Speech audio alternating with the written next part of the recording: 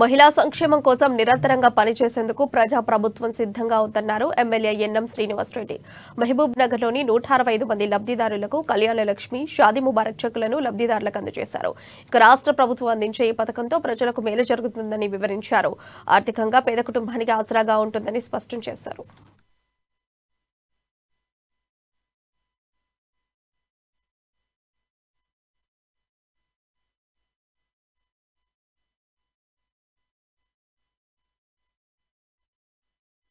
అంటే ప్రజాక్షేమం కోసం ప్రజలందరూ మా వాళ్ళే అనే భావనతోటి సేవకులుగా ఈరోజు కాంగ్రెస్ ప్రభుత్వంలో ఉన్న ప్రజాప్రతినిధులు పనిచేస్తూ ఉన్నారు.